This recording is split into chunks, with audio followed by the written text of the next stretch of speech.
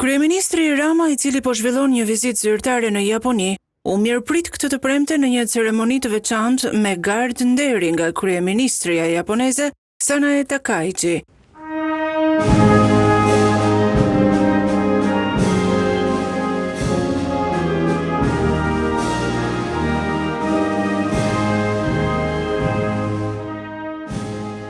Pas ceremonisë protokollare, Rama dhe kryeministria japoneze bashkë me delegacionet zhvilluan një takim mes tyre.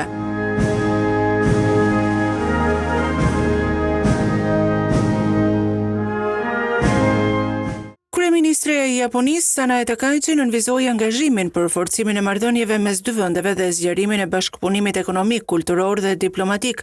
Ndërkohë kryeministri Rama theksoi se marrëdhënia Shqipëri-Japoni bazohet tek vlera dhe parimet përbashkëta për botën në të cilën dy vendet dëshirojnë të jetojnë. Dëshiroj të them që kjo është vizita ime e dytë në Japoni në një kohë relativisht të shkurtër dhe me shumë kënaqësi ne presim fuqizimin e kësaj marrëdhënieje. Marrëdhënia Japoni-Shqipëri është një marrëdhënie e cila është e bazuar tek vlerat dhe tek parimet të përbashkëta për botën në të cilën ne dëshirojmë të jetojmë dhe po, është në fakt e vërtet që kam parë strategjinë e Indo-Paqësorit dhe mbështesim atë plotësisht.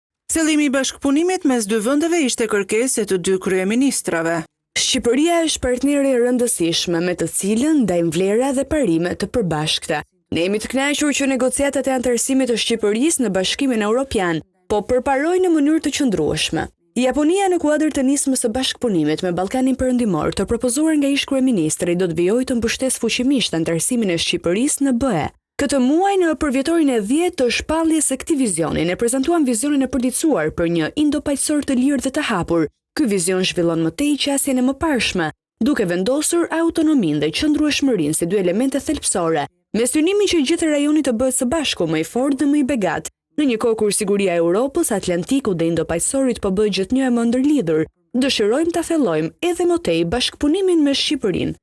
Ne presim që të eksplorojmë mundësi të ndryshme se si mund të afrohemi me Japoninë dhe nga ana tjetër dëshiroj t'ju them edhe paraprakisht që vitin e ardhshëm në Tiranë ne do të organizojmë samitin e NATO-s.